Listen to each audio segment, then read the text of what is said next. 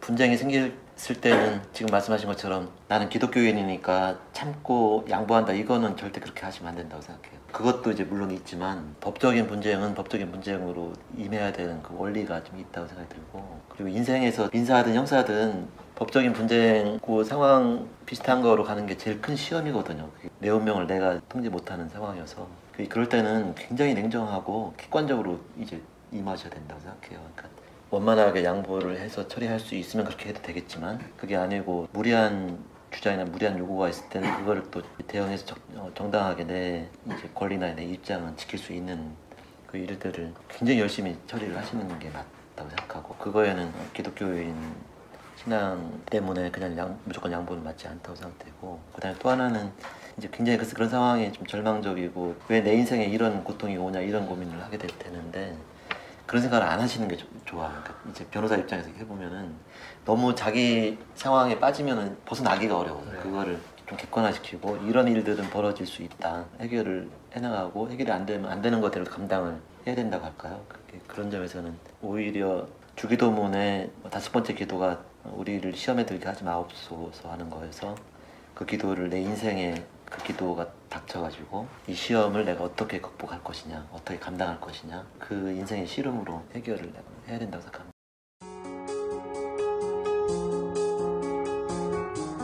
문제가 있으면 문제를 크게 풀어야 되잖아요. 그러니까 그런 거 비슷한 점이 있는 것 같아요. 그러니까 지금 말씀하신 것처럼 성경에는 굉장히 평화주의적 관점으로, 특히 이제 형제하고 분쟁을 재판정에 가지고 가지 말고 그 앞에서 화해하라는 구조도 있잖아요. 그러면 재판은 하면 안 되잖아요. 근데 뭐 교회나 뭐 목사님들이 뭐 전부 다 법정가 재판하고 있어요. 그게 이제 그분들이 안 지키거든요.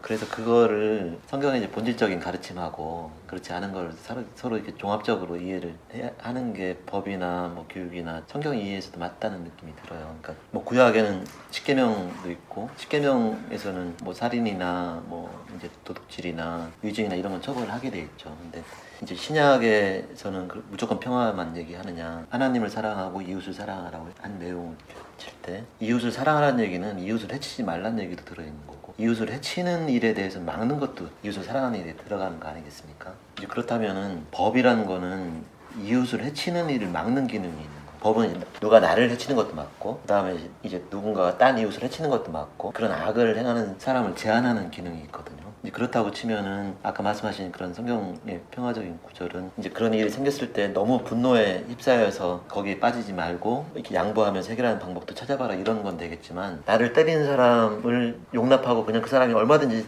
사람들을 뺨을 때리면서 다니게 이제 하고 칭찬하고 이렇게 하라고까지 주신 말씀은 아니라는 이제 생각이 들어요. 그게 아까 말씀드린 교회 밖에서 실제로 살고 있는 세상 속의 기독교인들이 이 성경과 성경 속에 있는 말씀들을 구체적으로 인생 속에 부딪힐 때, 이게 어떤 거는 이제 그대로 통할 수 있고, 어떤 거는 조금 다른 적용이 필요하고, 어떤 거는 이제 좀 무리하게 이렇게 일면적으로 적용하는 것이 옳지 않다. 특히 세상에 존재하는 악에 대해서 필요할 때 대항해서 싸우거나 제한시키는 거를 제한시켜야 되는 필요, 이거는 성경이 하지 말라는 게 아니고 이제 하나님의 공의와 또 이웃에 대한 사랑 때문에 꼭 필요한 거일 수 있다. 또 최근에 이거는 저희가 이제 교회들에서 안타깝게 보는 것처럼, 교회들이 교회법을 막 위반하고 어기고 교회의 명예를 떨어뜨리는 일들이 있잖아. 이거를 서로 사랑으로 감싸자고 하는 거는 답이 아니거든요. 하나님의 정확한 정의로움이 뭐고 하나님의 신앙을 해치는 게 있을 때는 그거를 이제 막는 거, 막기 위해서 노력하는 거, 그런 거를 희미하게 만드는 성경에 대한 해석이나 적용은 맞지 않다고 생각합니다.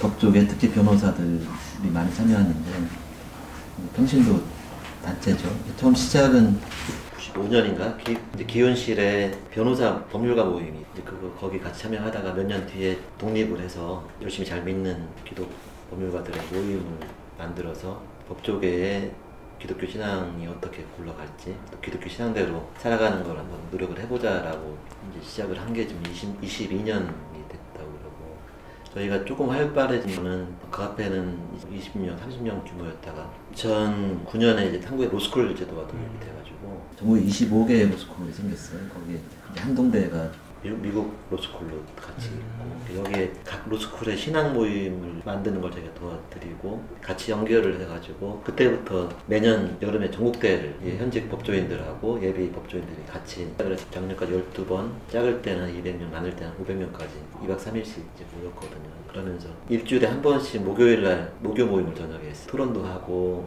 기도도 하고 강의도 듣는 모임을 해왔습니다. 그래서 종교사 운동도 그러실 것 같아서 한 20년 정도를 해왔던 게 갖는 힘이 있는 것 같아요. 연륜이 좀 쌓이니까 또 리더십도 좀 안정이 되고 후배들도 리더들을 자꾸 올라오고 굉장히 좀 조직은 좀 탄탄해진 느낌이 들고 저는 여기 초창기 멤버는 아니고 믿은 게 와서 좀 뒤니까 한 10년 남짓 전부터 참여를 해서 이제 와보니까 좋았어요. 그러니까 저 교회 다니는 것도 즐거웠고 뭐 직장에서 신앙 모임 하는 것도 좋았는데 여기 와보니까 교회에서는 평신도로서 이렇게 열심히 배우고 평안과 은혜를 얻긴 하는데 좀 주체적인 신앙생활을 하긴 좀 조심스럽더라고요. 여기는 신앙을 내가 이제 주인공이 돼서 그 축구 선수를 치면 이제 축구 경기에서 관중이 아니고 선수를 직접 뛴다는 느낌이 들어서 재미가 있어가지고 참여를 하다 보니까 어떻게 하다 보니까 이제 사무부장하고 대표까지 이제 오게 됐습니다.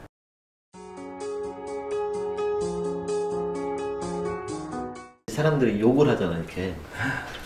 제가 있던 이제 그 법률 회사에 수요일마다 점심때 신앙 모임을 했고, 거기 후배 여자 변호사 자매 둘이 이제 아주 친한 후배들이 있었는데, 그 니들 둘은 평소에 취미가 뭐냐 이러니까 이제 딴 사람 욕하는 거라고. 계속 둘이 앉아가지고 누구 씹는데요, 이제. 뒷담화 한다는 거죠. 그걸 못하면 재미가 없다는 거예요. 아, 그렇겠구나 하고 생각해보니까 나도 계속 누군가 욕을 하고 있더라고요. 특히 이제 신문이나 요새 같은 경우 인터넷 보면서 내가 싫어하는 사람들이 망하는 거 거기 욕할 수 있는 기사만 막 보고 이제 즐거워하잖아요. 그리고 이제 그게 뭐가 꼬여가지고 그쪽 욕할 게 없으면 인생이 또 재미가 없어져. 그래서 이게 그러니까 사람은 욕해야 사는 본성상으로 이제 그 생각이 하나 들었고 그 생각을 조금 더 진행을 전 해보면서 객관적 인간의 본성이 욕해야 사는 인간일 뿐만 아니고 인간이 잘 살려면은 욕을 해야 되겠다. 욕을 해야만 잘 살 수가 있다.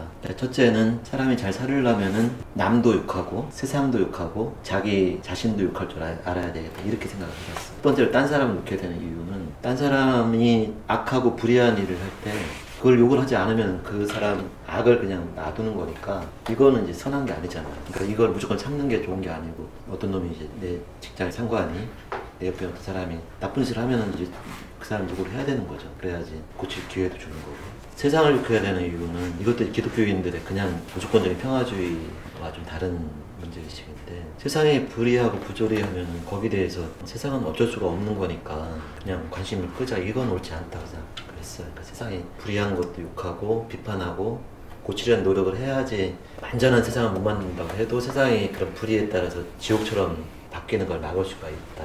그러니까 사람은 이제 세상도 욕을 해야 된다 이렇게 생각했고 더 생각해보면 더 중요한 거는 사람이 자기를 욕하지 못하는 거라는 생각을 했거든요. 그러니까 사람들이 남을 욕하는 것도 가능하고 세상을 욕하는 것도 가능한데 자기를 욕하는 게 제일 힘들다는 생각이 들었어요. 자기를 욕하면은 그렇지 않아도 내 자신이 불안한데 나의 약점이나 나의 한계를 부정을 해야지 내가 견딜 수가 있는데 내가 나를 비판하고 나를 욕하다 보면 내가 그냥 무너지고 꺼질 것 같은 게 겁이 나서 이제 자기를 욕하지 못하지만 이제 자기를 욕하지 못하면은 사람이 조금 힘이 생기거나 이제 명예가 있을 때는 자기를 욕하지 못하는 사람들이 이제 세상에 큰 잘못들을 이제 만들잖아요. 권력 있는 사람이 자기를 욕하지 못하면은 독재를 하는 거고 명예나 이제 선행을 한 사람이 자기를 욕할 줄 모르면은 교만한 사람이 돼가지고 그래서 자기를 욕할 줄 아는 거가 이제 제일 중요하겠다 이런 생각을 이제 했습니다. 기독교에 대해서 욕을 연결시킨 거는 같은 맥락인데 한 10년 전부터 교회들 욕을 먹는 거 우리 쭉 보고 고통을 받아왔잖아요. 왜 교회가 욕을 먹는지를 이유를 좀 밝혀보자. 제가 이제 교회에서 들은 답들이 별로 만족스럽지 않았어요. 처음에 들은 얘기는 교회를 욕하는 사람들이 잘못 문제다. 그거는 좀 알겠는데 그다음에 기독교인들이 좀 더 윤리적으로 되자. 이것도 그것만 가지고 해결이 안 되는 거죠. 기도를 열심히 해보자. 이것만 가지고 해결이 안 되고. 왜 이제 이런 일들이 생기는지를 조금 더 현실적으로 객관적으로 분석을 하고 증명을 해서 풀어보자는 게 한 가지 문제이시겠고 그 다음에는 기독교는 원래 경관주의라서 세상에 대해서 관심이 없다고 하더니 갑자기 막 거리로 나와서 세상에 대해서 막 욕하는 거칠고 욕하는 기독교로 바뀌었잖아요. 그래서 왜 기독교가 욕을 먹는지, 왜 기독교가 욕을 하는지 그 이유를 좀 밝혀보자. 욕에 대한 문제를 같이 정리하기로 했습니다.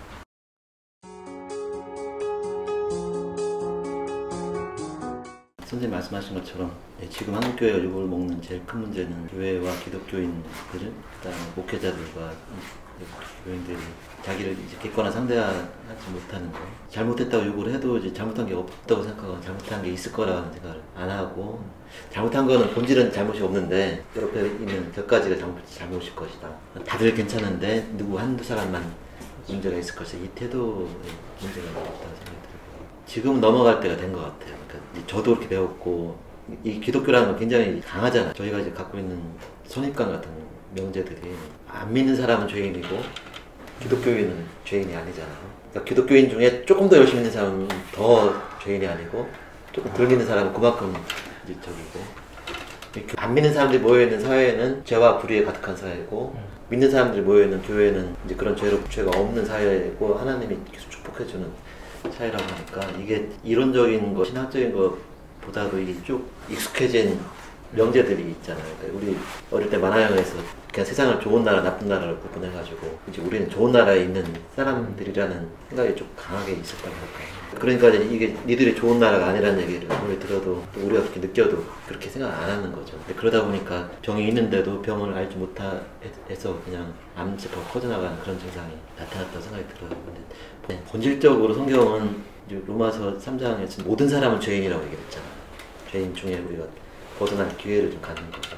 앞에 우리가 배운 것도 실제로 가령 종교개혁 시대에 이제 깨달은 진리가 안 믿는 사람의 불신자의 죄를 선행으로 해결할 수 없다, 이런 걸 루터가 규명한 거라고 치면은, 지금 이 시대에 이제 교회가 욕을 먹고 교회가 흔들리는 상황은 믿는 사람들도 죄인이다, 믿는 사람들도 죄 속에 있고 이제가 다 죄를 저지르고 있다, 이거를 이제 알게 해주는 면에서는 오히려 기독교 신앙의 전진이라는, 기독교 신앙이 더 깊어질 수 있는 기회라는 생각도 들어요.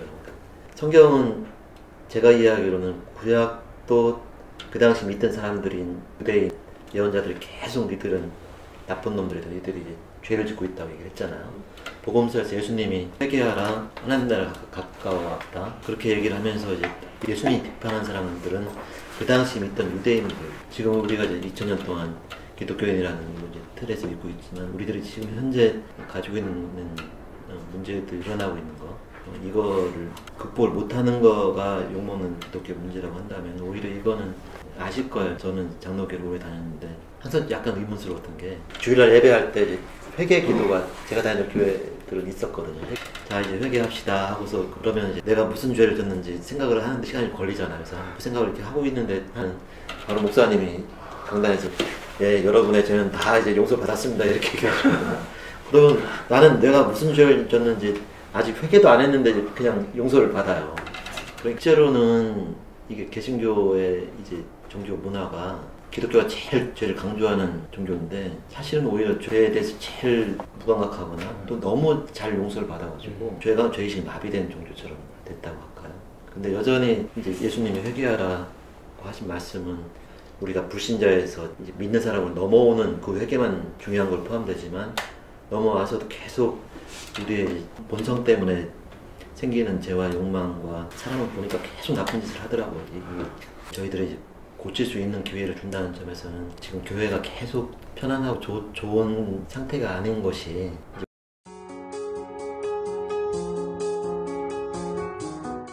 이제 교회의 문제하고 사법 권력이잖아요. 본질적인 공통점은 두 가지 있는 것 같아요. 하나는 힘이 있는 곳에 그 힘에서 악이 나온다고 할까요?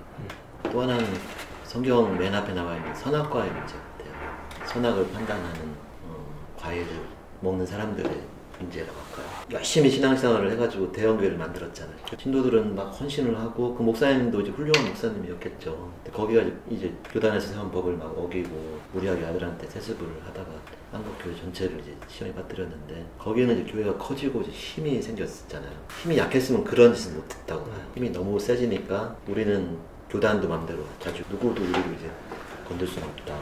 목사님들 뿐만 아니고 교인들도 그런 생각을 했던 거예요.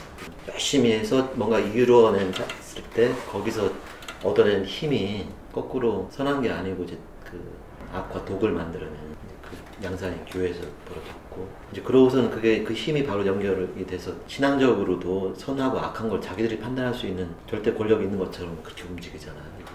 우리를 반대하는 사람들은 뭐 사탄이 있다 뭐 이런 식의 뭐 그런 선포까지 할 정도로 이제 그런 문제가 있고 이 사법 권력의 문제도 본질적으로 사법 권력이라면 굉장히 힘든 일인 것 같아요. 이게 세상에서는 그 권력이 절대적인 힘처럼 보여요. 로마서 13장에서 하나님이 세상에 질서를 주신 이제 위임받은 칼로도 의미가 있잖아요. 그러니까 이게 이제 세상에 잘못한 사람들을 다루는 큰 권력이죠. 근데 인간의 운명을 좌지우지할 수 있으니까 이건 거대한 권력이거든요. 교회는 이제 영혼을 좌지우지하는 그런 힘을 쓴다고 한다. 그러니까 그 권력을 쓰는 판사나 검사는 좀 위험해요. 그러니까 어느 순간에 자기가 하나님 같다는 느낌, 내가 딴 사람이 내 권력으로. 특히 판사님들은 법대 우위에서 그 판결을 낼 때, 검찰이 이제 딴 사람을 해치는 사람들을 막는 순기능도 있는데, 그거를 다루는 사람들은 어느 순간에 딴 사람들을 처벌하고 안 하고 하는, 결정할 수 있는 그 힘에 자기가 취할 수 있는 위험이 있는 거죠. 그러니까 그게 민주주의 법제도는 그래서 견제라는 게 있거든요. 그러니까 사법, 행정, 입법이 서로 통제하는 거. 그 다음에 원래 그러니까 이게 법이 굉장히 깊어요. 원래는 판사와 검사가 일치돼 있었어요, 역사적으로. 근대 이전에는 원님이 불러가지고 이 죄를 네가 알렸다, 안 알려주면 바로 처벌했잖아. 그리고 종교재판도 좀 그랬어요. 이 기소하는 사람하고 판결하는 사람이 분리가 안 돼 있는 거를 보통 규문주의라고 하거든요. 규문주의는 잡혀오면 다 유죄예요. 왜냐면 내가 기소를 해놓고 무죄 판결을 안 하거든. 내 선입관이 있으니까. 그래서 이제 그게 중세 스페인 종교재판소에서 이단과 연결되어 있다는 식으로 유대인들을 끌고 오면 그럼 이제 그냥 다 처벌하고 다 뺏는 그런 사법적인 악이 벌어진 것처럼 그걸 이제 근대 민주주의가 분리시켰어요. 검사는 기소하고 판결은 판사가 한다. 한 번 이제 체크를 할 수 있게 하고 근데 판결도 한 번만 하면 실수할 수 있으니까 3심까지 해서 3번 판결해서 고칠 기회를 준다고 최대한 이제 그걸 분리를 시켰는데도 불구하고 현실은 어떤 문제가 있냐면 검사가 기소를 하잖아요. 그러면 판사님들은 검사가 오죽하면 잘 기소했겠지 이러고서 어지간하면 무죄 판결을 안 해요. 1심 판사는 판결을 할 때 어떤 경우는 법의 원칙은 무죄인지 유죄인지 의심가면 무죄를 하는 게 원칙이거든요. 근데 현실은 무죄인지 유죄인지 의심가면은 유죄 판결하는 게 실무상의 현실이 강해요. 검찰이 봤을 때 이게 무죄일 수도 있을 것 같으면 이제 풀어줄 수도 있잖아요. 근데 검찰들은 이 피해자 쪽을 더 많이 봐가지고 내가 무죄라는 확신이 안 가면 기소해요.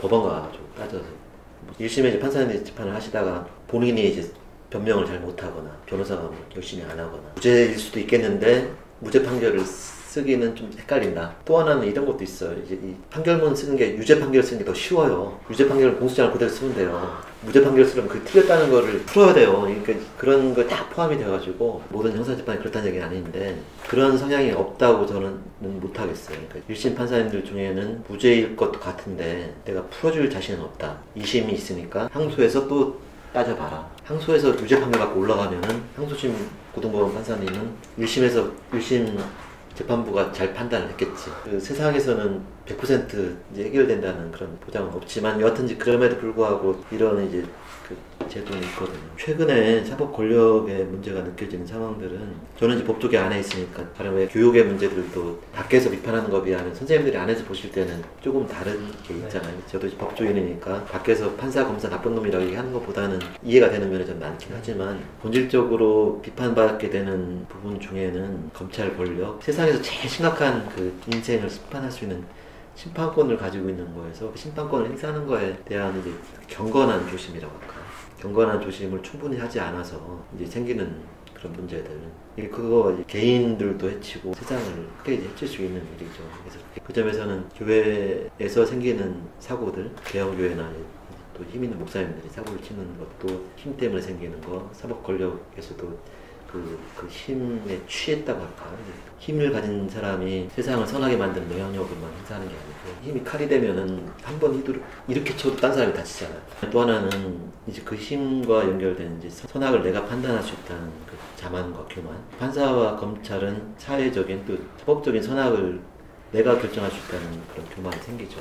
통제가 안 되면 생겨요. 내 생각, 내가 한 판단이 바뀌면은 좀 겸손해지는데 교회 지도자, 큰 교회, 또 그 큰 교회의 이제 신자들, 또 아니면 우리 한국의 기독교인 전체는 그 전체로서 믿는 사람도 하나님 아래서 이제 선과 악을 내가 판단을 할 수 있는 자리에 있지 않다. 하나님의 은혜 안에서 내가 믿고 예수님을 따르면은 예수님의 의에 조금 더 연합을 할 수 있는 가능성이 크고, 이제 우리가 배운 구원, 우리가 죄를 져도 죄에서 완전히 벗어나지 못해도 예수님의 은혜로 우리를 이제 의롭다 인정해 주시려고 한다는 거지. 우리가 완전히 의롭다, 완전히 선하다는 주장을 하라는 건 아니잖아요. 이제. 근데 그걸 우리는 이제 받아들여서 우리가 선하다고 주장하고 우리가 하는 건 옳다고 주장하고, 그거의 최악 중에 하나는 아까 말씀드린 정가운 사태에서 나타난 것처럼 종교적인 선악과 정치적인 선악과 같이 두 개가 결합되니까 이거는 이제 뼈증이 생긴 거죠. 그러니까 기독교인들이 신앙적으로도 교만해지고 사회에 대해서도 막 소리 지르는 이제 교만한 자로 나타나는 거. 그러니까 이거는 저는 이제 성경을 따라야 된다고 생각해요. 근데 성경은 시작 때부터 기독교인이 아니든 기독교인이든 힘을 가지고 세상을 심판하는 자리에 있다고 교만하는 태도를 갖지 마라. 그거는 이제 하나님의 심판을 받을 바로 그런 행동이다. 그렇게 생각합니다.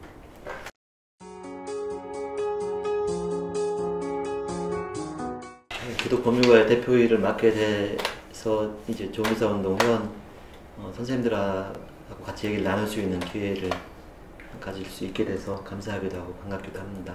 이제 선생님들이 학교 현장에서 우리 이 다음 세대를 책임지는 그 학생들, 또 앞으로 이제 청년으로 나가는 학생들과 씨름을 하시면서 저희 기독교인으로서 또 기독 시민으로서 저희들이 해나갈 일들을 최대한 같이 열심히 하고, 또 저희는 기독 법률가로서 하나님 뜻이 이 땅에서 이루어질 수 있도록 하나님 뜻을 교회 안에 가둬놓지 않고 세상 속에서 확 펼쳐나갈 수 있는 그런 일에 해나가는 형제 자매 동지로 계속 열심히 일을 하자고 그렇게 말씀드리면서 인사를 받겠습니다.